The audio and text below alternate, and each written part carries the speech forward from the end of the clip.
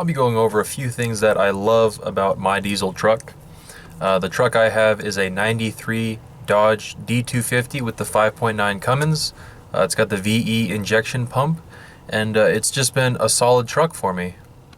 So first thing I want to mention is just affordability. If you're on Craigslist and you're looking around, or if you're on any of the first gen Dodge diesel pages, any of the 12 valve pages, you'll see trucks pop up quite frequently for, $2,500 for a rusted out, single cab long bed truck, all the way up to like, I don't know, 5 to 8 for a pretty good condition first gen.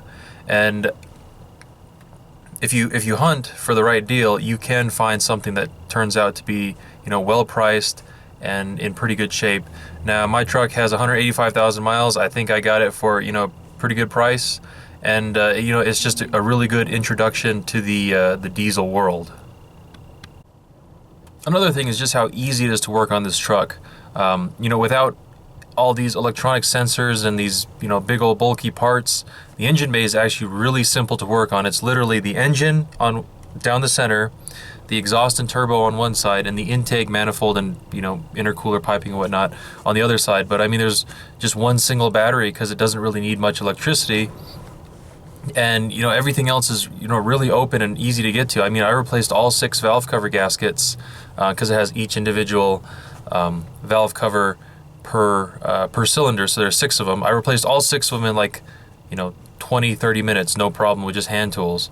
And that's the beauty of these things, is these mechanical diesels are so basic. It's really straightforward and intuitive to what how everything works. And that kind of segues into the next point, is reliability. Because this diesel engine is so basic, it has a VE, I think it's a Bosch VE injection pump. So it's not the P pump, not the legendary second gen 12 valve P pump, but it's the VE injection pump. Once you have the fuel shutoff solenoid opened, because that's runoff battery power to solenoid.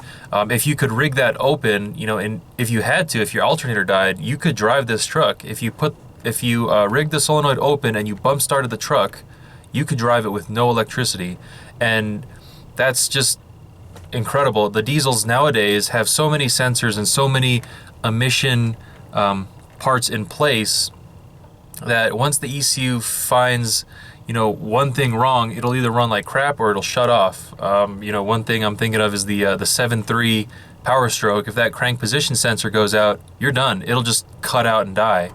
And I've had a neighbor that had a fairly modern, I want to say it was an early 2010s or like 2012 or something, Silverado, I guess they're called Silverados, with the Duramax diesel engine. And I don't know why, but he'd pressure wash that engine bay, and he would always complain of problems running and check engine lights. And I just kind of shaking my head like, there's so many little delicate electronic bits in that engine, you don't really want to be pressure washing it. Whereas my first gen Cummins diesel, I could pressure wash anything I want on it essentially, and it'll still run. It's just so basic and so reliable. And on top of that reliability topic, I do have a manual transmission in this truck right there, Getrag 360. It's just a 2-wheel drive. This truck's a 2-wheel drive because it's a D series. But one weak point of Dodge's, I'd say at least all the way up until the 3rd gen, if not the 4th gen, is the automatic transmission on these things. I've heard of several people in my area having to replace their automatic trans. Either something blew up or it won't shift right, or it's having some sort of issue. And with mine, I did have to replace the clutch. I was doing the rear main seal on this thing because it leaked anyways. So I figured, hey, spend the money, get a South Bend clutch, throw it in there. But it has never given me any issues at all. The engine runs perfect. Transmission, some of the gears are a little sticky, but I'd take that any day over a potential problem transmission like a lot of these guys are having with their 2nd and 3rd gen Cummins trucks. And one last point I want to touch on is the sound of this this truck.